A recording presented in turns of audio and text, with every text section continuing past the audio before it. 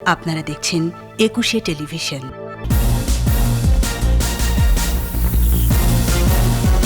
করোনায় আরও 50 মৃত্যু, 55 দিনের মধ্যে সর্বোচ্চ শনাক্ত ৩,৩১৯। অনুমোদন পেল জনসনের টিকা। নারায়ণগঞ্জে আওয়ামী লীগ অফিসে বোমা হামলার 20 বছর, মামলা এখনও সাক্ষ্য গ্রহণ পর্যায়ে।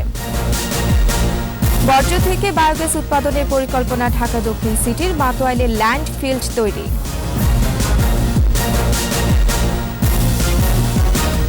আগুন বেলুনের জবাবে ফের ইসরায়েলের বিমান হামলা, গাজায় হতাহত বহু।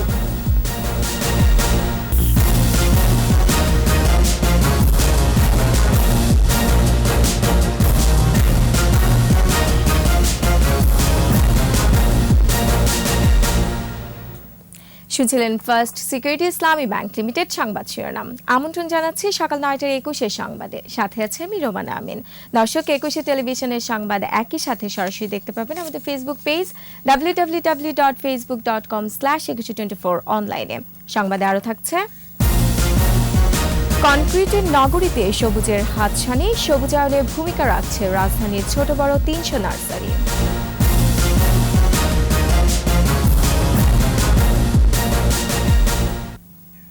কোভিড-19-এ 24 ঘন্টায় 50 জনের মৃত্যু হয়েছে। রাজশাহী ও খুলনা বিভাগে সবচেয়ে বেশি মৃত্যু শনাক্ত হয়েছে 3,319। পরীক্ষার বিপরীতে দৈনিক সংক্রমণ হার 14.27%।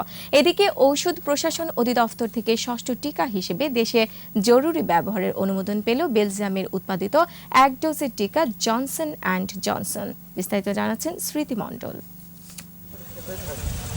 করোনায় বাড়ছে সংক্রমণ ও মৃত্যু। সীমান্ত এলাকা ছাড়িয়ে সংক্রমণ ছড়িয়ে পড়ছে অন্যান্য স্থানে। বাড়ছে ভারতীয় ভ্যারিয়েন্টে আক্রান্তের সংখ্যা।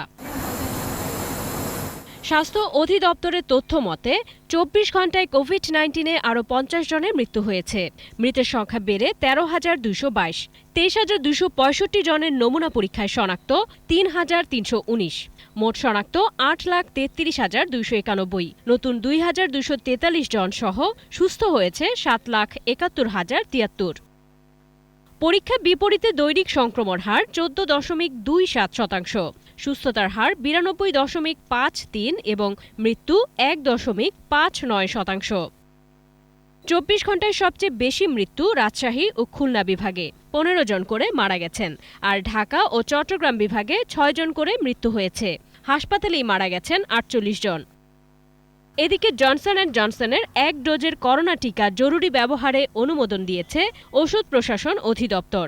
বেলজিয়ামের প্রতিষ্ঠান জেনসেন এটি তৈরি করেছে। এটি দেশে অনুমোদনপ্রাপ্ত ষষ্ঠ টিকা। 18 বছর বা তার বেশি বয়সীরা নিতে পারবেন। 2 থেকে 8 ডিগ্রি সেলসিয়াস তাপমাত্রায় সংরক্ষণ করা যাবে এই টিকা। স্মৃতি মণ্ডল, 21 টেলিভিশন, ঢাকা।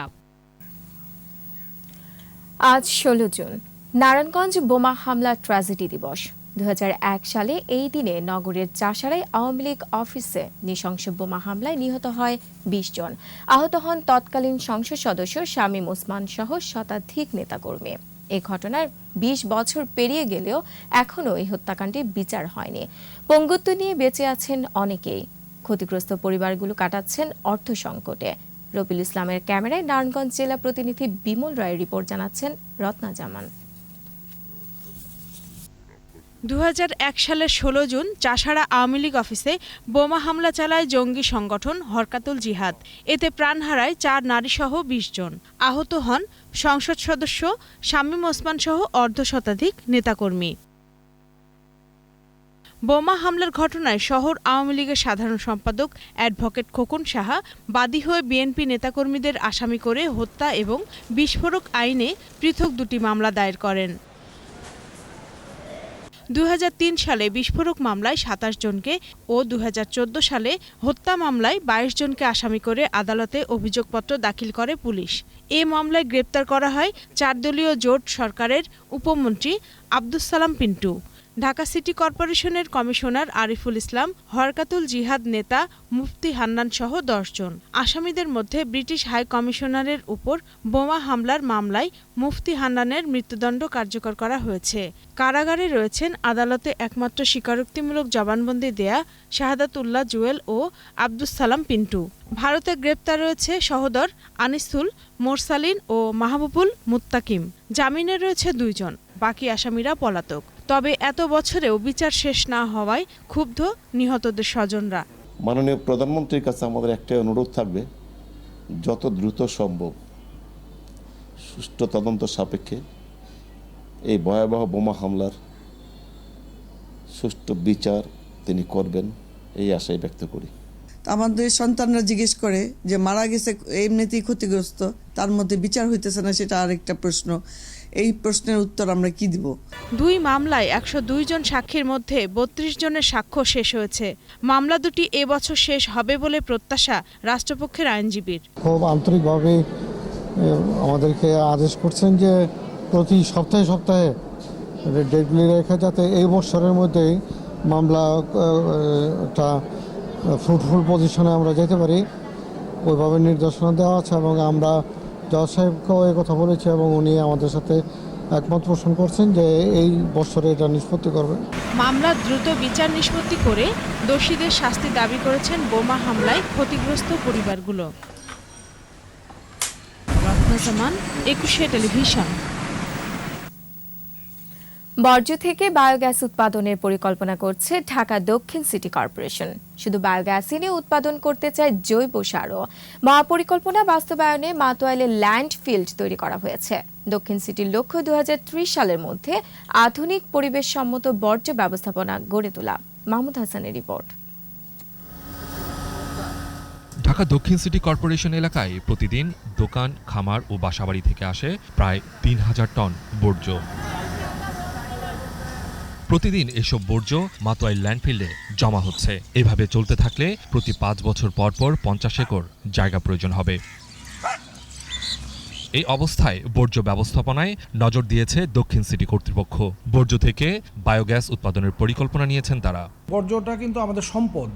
বর্জ্য আমরা কিন্তু কাউকে বিনামূল্যেও দিতে চাই না। আমাদের যে বর্জ্যগুলো আসতেছে এর মাত্র কিন্তু ১৫% আমার কেন্দ্রীয় ভাগাড়ে বা ল্যান্ডফিল্ডে যায়। পুনঃপ্রক্রিয়াজাতকরণ দ্রব্যাদি বা আমাদের বর্জ্য যেগুলো আমরা সংগ্রহ করছি বাসা থেকে সংগ্রহ করে সরাসরি যেন ওখানে যেতে পারে স্থানান্তর কেন্দ্র থেকে, সেই ব্যবস্থার আধুনিকায়নটাই আমরা করার চেষ্টা করছি। গ্যাস প্লান্ট স্থাপনে একটি বিদেশি প্রতিষ্ঠানের সঙ্গে আলোচনাও চলছে। শুধু বায়োগ্যাসই নয়, এই প্রকল্প থেকে উৎপন্ন হবে জৈব সার। তেল উৎপাদনেরও পরিকল্পনা আছে দক্ষিণ সিটির। জৈব সার এবং তার পরবর্তীতে পুনঃপ্রক্রিয়াজাতকরণ, এর সাথে সাথে বায়োগ্যাস এবং আমাদের যে ওয়েস্ট টু এনার্জির যে পরিকল্পনা, এটা এর মধ্যে আছে। এই মাস্টার প্ল্যানের একটা বিশাল অংশ জুড়ে আছে আমাদের জাইকার সাথে সংশ্লিষ্ট। প্রকল্প বাস্তবায়ন হলে ল্যান্ডফিল্ড হবে আবর্জনা শূন্য। সেক্ষেত্রে সিটি কর্পোরেশনের আশেপাশ থেকেও বর্জ্য সংগ্রহ করতে হবে। আধুনিকায়নের জন্য হয়তো আমাদের বিভিন্নভাবে কাজ করতে হবে। আমাদের স্থানান্তর কেন্দ্রগুলোর থেকে কাজ করা শুরু করতে হবে এবং বাসাবাড়ি থেকে যে সংগ্রহটা ওটাও আরও সুশৃঙ্খলভাবে আনতে হবে। লক্ষ্য অনুযায়ী ২০৩০ সালের মধ্যে স্বাস্থ্যসম্মত বর্জ্য ব্যবস্থাপনা করতে পারলে পরিচ্ছন্ন নগরীতে পরিণত হবে দক্ষিণ সিটি। মাহমুদ হাসান, একুশে টেলিভিশন, ঢাকা। ফিলিস্তিন ইসরায়েল প্রসঙ্গ। ফিলিস্তিনে গাজা উপত্যকায় ফের বিমান হামলা চালিয়েছে ইসরায়েল। বুধবার ভোরে গাজা শহরে চালানো এই হামলায় বহু হতাহত হয়েছে, তবে হতাহতের সংখ্যা এখনও জানা যায়নি। ইসরায়েলের দাবি, হামাসের আগুন বেলুন উৎক্ষেপণের পাল্টা জবাবে হামলা চালানো হয়েছে, আর হামাস বলছে প্রতিরোধ অব্যাহত থাকবে। আরও জানাচ্ছেন আজহারুল ইসলাম। গেল ২১ মে থেকে ইসরায়েল এবং হামাসের মধ্যে যুদ্ধবিরতি চললেও পরিস্থিতি যে কোনো সময় আবার উত্তপ্ত হবার আশঙ্কা ছিল। এবার যুদ্ধবিরতি ভেঙে ফিলিস্তিনের গাজা উপত্যকায় ফের বিমান হামলা চালিয়েছে ইসরায়েল। ইসরায়েলের প্রতিরক্ষা বাহিনী আইডিএফ এক বিবৃতিতে জানায়, খান ইউনুস ও গাজা শহরে হামাসের পরিচালিত সামরিক স্থাপনায় তাদের যুদ্ধবিমান আঘাত করেছে। বোমার আঘাতে প্রাণ হারিয়েছেন নারী, শিশুসহ শতাধিক বেসামরিক মানুষ। ইসরায়েলি বাহিনীর দাবি, ওইসব স্থাপনা থেকে সন্ত্রাসী কর্মকাণ্ড পরিচালনা করা হচ্ছিল। এছাড়া মঙ্গলবার গাজা থেকে হামাস বেলুন উৎক্ষেপণ করে, যার কারণে অন্তত 20টি শস্যক্ষেতে আগুন লাগে। অপরদিকে ইসরায়েলি হামলার বিষয়টি নিশ্চিত করেছে হামাস। এক বিবৃতিতে সংগঠনটির পক্ষ থেকে বলা হয়, জেরুজালেমে পবিত্র মসজিদ রক্ষায় সাহসী ও প্রতিরোধ অব্যাহত থাকবে। এর আগে পূর্ব জেরুজালেমের ওল্ড সিটিতে পতাকা নিয়ে পদযাত্রা করে কট্টরপন্থী ইসরায়েলিরা। এই পদযাত্রাকে ঘিরেই ফিলিস্তিনের সাথে নতুন করে উত্তেজনার সৃষ্টি হয়। আজহারুল ইসলাম, 21 টেলিভিশন। এ পর্যায়ে নিচ্ছি প্রিমিয়ার ব্যাংক লিমিটেড সংবাদ বিরতি। যখন ফিরছি তখন অন্যান্য খবরের সঙ্গে আরো থাকবে। ময়মনসিংহে বাড়তি হোল্ডিং ট্যাক্সে দিশেহারা বাড়ির মালিক, মাঠে নেমেছে নাগরিক আন্দোলনের নেতারা। বিরতির পর আবার আমন্ত্রণ সকাল 9:21 সংবাদে। ময়মনসিংহ সিটি কর্পোরেশন বাড়তি হোল্ডিং ট্যাক্সের চাপে দিশেহারা বাড়ির মালিকরা। বাড়তি কর কমানোর দাবি করেছেন নাগরিক আন্দোলনের নেতারা। সিটি মেয়র বলছেন, করের পরিমাণ কমাতে ব্যবস্থা নেওয়া হবে। ময়মনসিংহ বিভাগীয় প্রতিনিধি আতর রহমান জুয়েলের রিপোর্ট, জানাচ্ছেন রত্না জামান। 5 বছর মেয়াদী অ্যাসেসমেন্ট হওয়ার পর কয়েক গুণ হোল্ডিং ট্যাক্স বৃদ্ধির সুরাহা পেতে নগর ভবনে ছুটছেন বাড়িওয়ালারা। তাদের অভিযোগ, নতুন অ্যাসেসমেন্টে কয়েক গুণ বাড়ানো হয়েছে করের পরিমাণ। নতুন অ্যাসেসমেন্ট করার পর আমার 45,078 টাকা বাড়ছে। কারো কারো কর 5 গুণ বৃদ্ধি পাইছে, কারো কারো কর 8 গুণ বৃদ্ধি পাইছে, কারো কারো কর 15 গুণ বৃদ্ধি পাইছে। 34,000 দিলে আবার ট্যাক্স তো বাড়বো প্রায় 4 গুণ। কর বাড়ানোই বিক্ষুব্ধ নগরবাসী। কর কমিয়ে আনার দাবি করছেন তারা। বাৎসরিক হবে প্রায় 96,000 টাকার মতন। তাহলে আমি এখন লকডাউনে বেকার অবস্থায় আছি। এখন 3 বেলা খাওয়া তো দূরের কথা, 1-2 বেলাও পাই না। আর এই অবস্থায় এই এত টাকা দেওয়া আমাদের পক্ষে সম্ভব না। আমরা লাস্টে পরে বস্তিতে গিয়ে থাকতে হবে। গ্রহণযোগ্য মাত্রায় যেন নিয়ে আসে, যাতে সাধারণ জনগণের যেন জুলুম না হয়। জেলা নাগরিক আন্দোলনের নেতাদের হুঁশিয়ারি, হোল্ডিং ট্যাক্স কমানো না হলে কর্মসূচি দেয়া হবে। আমরা সন্তুষ্ট হই তাহলে তো এখানে আমাদের আন্দোলন শেষ। আর যদি আমরা সন্তুষ্ট না হই তাহলে আমরা অবশ্যই অতীতেও আমরা এই পৌর কর আন্দোলনের মাধ্যমে কমাইছি, আমরা দরকার হয় আন্দোলন করব। করের পরিমাণ সহনীয় পর্যায়ে কমিয়ে আনার কথা জানালেন সিটি মেয়র। আমরা এটি পুনঃ পরীক্ষা নিরীক্ষার মাধ্যমে যেন আমরা আরো কমিয়ে নিয়ে আসতে পারি, সে ব্যাপারে আমরা কাজ শুরু করেছি। দ্রুত কর কমিয়ে আনার প্রয়োজনীয় উদ্যোগ দেখতে চাই নগরবাসী। রত্না জামান, 21 টেলিভিশন। কনক্রিটের নগরীতে সবুজের হাতছানি। সবুজায়নে বড় ভূমিকা রাখছে নার্সারিগুলো। পছন্দের গাছ কিনে ঘরে কোণে বা ছাদে বাগান করছেন প্রকৃতিপ্রেমীরা। সবুজায়নের পাশাপাশি সৃষ্টি হচ্ছে কর্মসংস্থানেরও। করোনার শুরুর দিকে ব্যবসা কিছুটা মন্দা গেলেও এখন আবার স্বাভাবিকতায় ফিরছে তারা।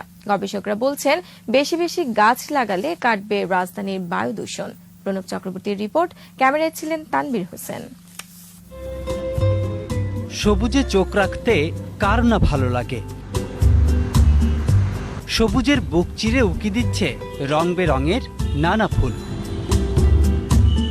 পথ চলতি মানুষকে টানে ফুটপাতের পাশে থাকা নার্সারির গাছ। সবুজের টানে আসেন বৃক্ষপ্রেমীরা। ফলদ, বনজ, ঔষধি, যার যেরকম পছন্দ সেরকম গাছ কিনে নিয়ে বাসাবাড়ির আঙিনায় গড়ে তুলছেন এক টুকরো বাগান। আমি যখন বারান্দায় যাই বা ছাদে উঠি, আমার চারপাশে যখন দেখি সবুজ এবং যখন দেখি আমার সবজিগুলো হচ্ছে, ফুল ফুটছে, তখন যে কি ভালো লাগে আসলে এটা বোঝাতে পারবো না। ছোট বড় মিলিয়ে ঢাকায় 300-র বেশি নার্সারিতে পাওয়া যায় নানান জাতের চারা গাছ। দেশি চারা তো বটেই, পাওয়া যাচ্ছে বিদেশি জাতের চারা। 12 মাসি ফল ফুলগুলোর চাহিদা বেশি আসে, আর বিশেষ করে ইনডোর প্ল্যান্ট। সবচেয়ে বড় কথা হচ্ছে শখ। খাওয়াটা মুখ্য বিষয় না, যে আমার গাছে ফল হচ্ছে, মানুষ দেখছে, বা আমি প্রাউড ফুল করি। কর্মসংস্থান সৃষ্টিতেও অবদান রাখছে নার্সারিগুলো। করোনার শুরুতে ব্যবসায় কিছুটা ভাটা পড়লেও এখন আবার ঘুরে দাঁড়াচ্ছেন নার্সারি মালিকরা। গাছ তো জীবিত জিনিস, লালন পালন করা এদিক থেকে খুব ভালো লাগে। ব্যবসা যেটাই হোক বা না হোক, সাথে জড়িত আছি, ভালো লাগে। আগের তুলনাতে ওখানে একটু কমই, করোনার লেগে তো আপনার ওই বেশি একটা মানুষজন বাড়ে না। দেশে এখন নার্সারির সংখ্যা 2000-এর বেশি। প্রতিদিনই এর পরিমাণ বাড়ছে। কৃষিবিদরা বলছেন রাজধানীর বায়ু দূষণ কমাতে বেশি বেশি গাছ লাগানো দরকার। ঘরের ভিতরে আমরা বিভিন্ন ধরনের dish cleaner, floor cleaner, bathroom cleaner, অ্যালিসল ব্যবহার করি, এয়ার ফ্রেশনার ব্যবহার, এগুলো থেকে কিন্তু বিষাক্ত প্রায় 15 থেকে 20 রকমের গ্যাস নির্গত হয় প্রতিনিয়তই, যার জন্য ছোট ছোট সোনামণিদের দেখবেন কারো নিঃশ্বাসে, অ্যাজমায়, হৃৎপিণ্ডে, শ্বাসকষ্টে বিভিন্ন রকমের কষ্ট পাচ্ছে। অনেক ওষুধপত্র খাওয়ার পরেও দেখা যাচ্ছে অসুস্থতাই থেকে যাচ্ছে, মেধা কমে যাচ্ছে।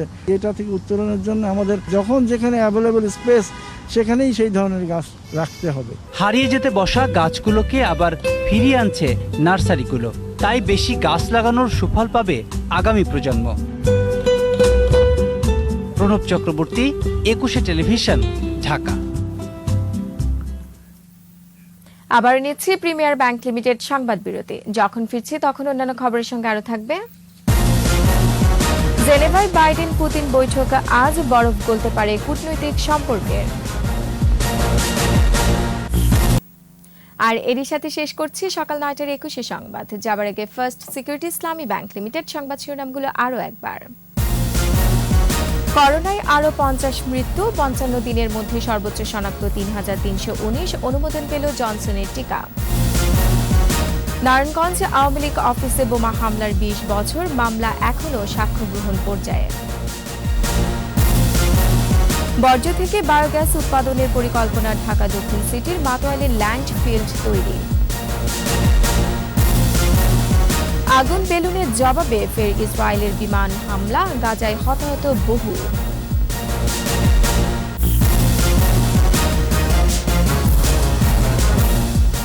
21 টেলিভিশনের সর্বশেষ খবর জানতে ডায়াল দিন 2021 নম্বর আর ভিজিট করুন 21tv.com এই ওয়েবসাইটে। এছাড়া ফেসবুকে ভিজিট করতে পারেন facebook.com/2124 অনলাইনে। এতক্ষণ সাথে থাকার জন্য ধন্যবাদ। পরবর্তী সংবাদ বেলা 12টায় দেখার আমন্ত্রণ রইল। স্বাস্থ্যবিধি মেনে চলুন, সুস্থ থাকুন, 21-এর সাথেই থাকুন।